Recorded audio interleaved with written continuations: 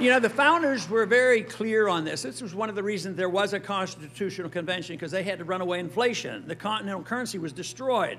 So they wanted to take care of this problem, and they said only gold and silver could be legal tender. There could not be emitting of bills of credit, which is paper money, and no authority was given for a central bank. And what have we done? We've just totally ignored it. We've ignored it for 100 years. But 100 years is long enough. The experiment has been there, and they've been running roughshod over us, especially since 1971, when the last link to gold was severed. So I would say 100 years is long enough. We've learned our lessons. Let's go back to the Constitution and have sound commodity money.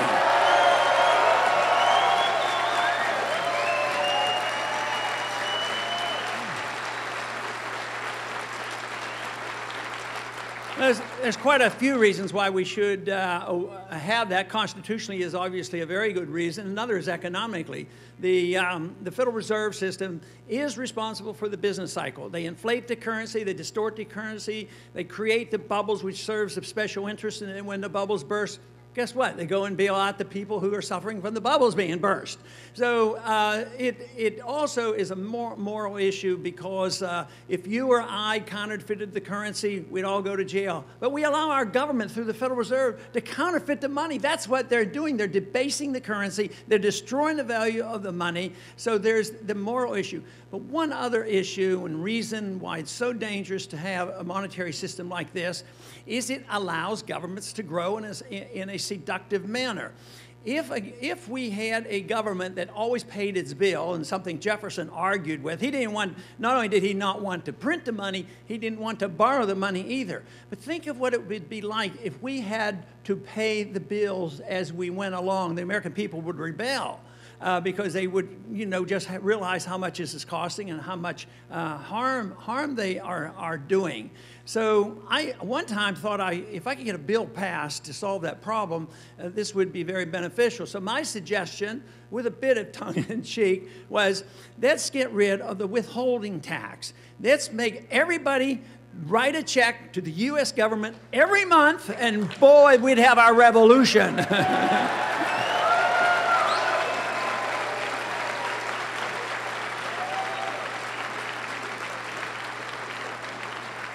But of course, they gave us the income tax. That's another little item we want to take care of. We want to get rid of that income tax and repeal the 16th Amendment.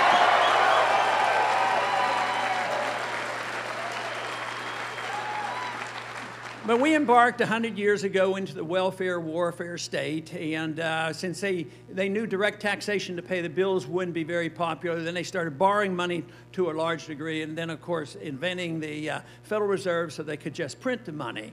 And a country can get away with that a while. It delays the payment. You don't notice it. Some people suffer. Some of the people suffer. They don't realize that other people benefit. So it's very, very destructive. And it seems to work for a while when the country is wealthy. But we're not wealthy anymore. We've destroyed the productivity of this country. We have undermined the foundations of our currency and our economic system. So therefore, we're at a point now where all they do is print the money, and we've had special benefits because after the Bretton Woods broke down in 1971, we were able to be the printer of the world, print the dollar, because it was still accepted as if it were gold.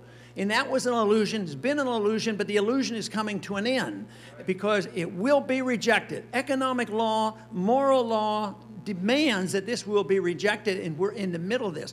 We're in the midst of a worldwide crisis in currency and financial problems that we have today. And yet, our government, through our Federal Reserve, currently are very much involved with the economic crisis of Europe because our banks have investment in their banks. They're in on this together. The banks in Europe bought up all this bad debt from Spain and from Greece and Italy, and they're bankrupt. So, well, we can't allow the banks to go bankrupt, too big to fail. So they've been promised that our dollars will bail them out. This is wrong. This is wrong. But when, if we allow them to happen, and of course if this continues, it'll be eventually the rejection of the dollar. And the total rejection of a currency can come rather rapidly, and it's a financial crisis that is uncontrollable, which can lead to a political crisis. This is why it's good to have a plan and improvise a plan where we work our way out of it. This is why I'm saying cut $1 trillion, cut $1 trillion and back off and shrink the size of government.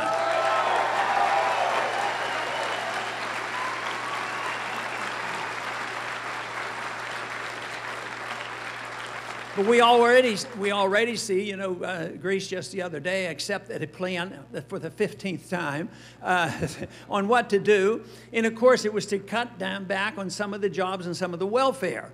But there are riots in the streets because they believe, as many people in this country believe, they're entitled to it. They believe entitlements are rights. Entitlements aren't right. You have a right to your life. You have a right to your liberty. You should have a right to keep the fruits of your labor, but you're not entitled to take your neighbor's property through the politicians.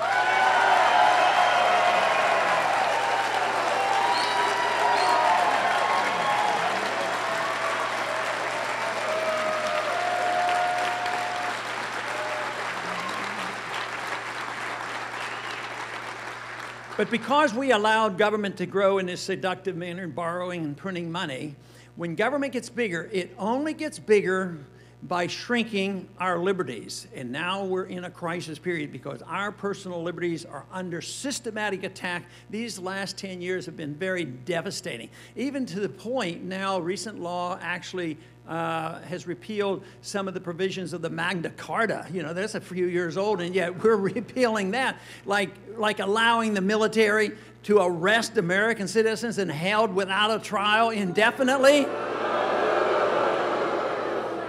So our liberties are being threatened, and therefore we have to take a stand, and that's where I'm encouraged. There's a lot more people today wanting to take a stand, and they can and they will.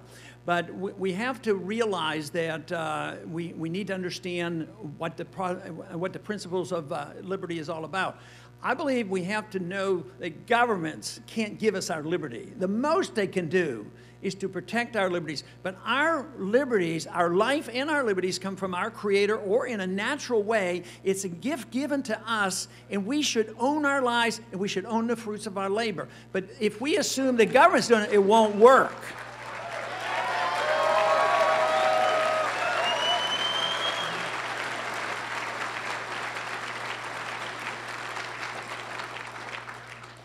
The effort to do this will require a lot of effort. It requires a lot of political efforts, obviously, but the political effort actually is secondary to the intellectual efforts. Ideas have consequences. I'm absolutely convinced of this, and I think that's what's happening in the country.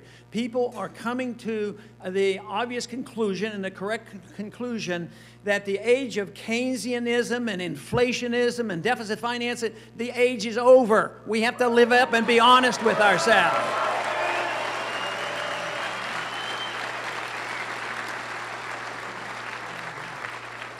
This is, if we recognize that, then we can start doing the right things. Being in denial is one thing, and we've been in denial. We believe for too long that we can continue to do this. When the country was super wealthy, and we were at one time, we're not now. We were the wealthiest country in the world, and we had the largest middle class. And today, our middle class is shrinking. It's shrinking in size, and it's shrinking in wealth. And the wealth, of course, is gravitating to the few. Now, the few, you know, that's a mixed bag on challenging those few who have a lot of money. In a free society, there will always be rich people. And if a person is rich, or a company is rich, or if somebody sells us a product that we like, and they make a lot of profit because we make them profitable, and we buy their goods, we like their product, and they make a lot of money, and they get no benefits from the government, we shouldn't frown on that.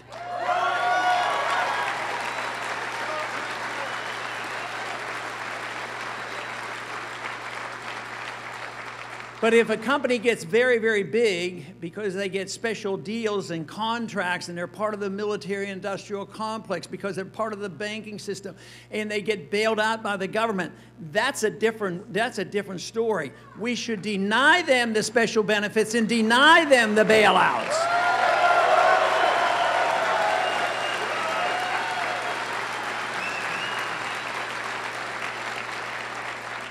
One other thing that is very healthy that's happening is the failure of this redistribution of wealth for the benefit of the poor. Libertarians and conservatives have done a lousy job over the years, especially when we were so wealthy. It was hard to say, oh no, we can't do that. Well, this will lead to some problems. And by just forcibly trying to help certain groups. But the evidence is here now.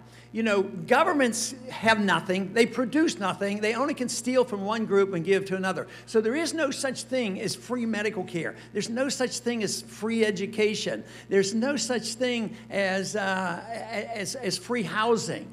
And yet, oh yes, or you people just don't care about people. So we have had in the past at least lost a humanitarian argument. Because if you weren't caring enough to take from one group to another, you don't care about poor people. But what happens if it becomes so clearly obvious that this system of government is no better than socialism, that it destroys wealth and makes more people poor? This is what's happening to us today.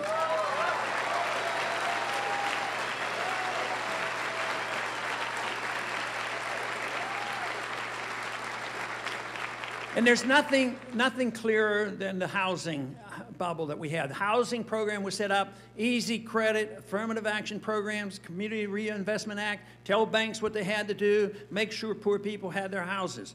But then some people ended up with a house that they really couldn't afford. And some people made a lot of money off the deal. The brokers and the mortgage people and the gamblers with the derivatives and Fannie Mae and Freddie Mac, they made billions of dollars. And then, of course, when the bubble burst, as was predictable, then they say, well, you have to bail us out. We're too big to fail. And what happened? They got bailed out. They're back in business again. But what happened to the middle class? The middle class people lost their jobs and they lost their houses. It's proof that this program of government intervention and planning doesn't work, and therefore we have to restore our understanding of how the market works, understand the confidence that free people can take care of more people than all the government programs put together.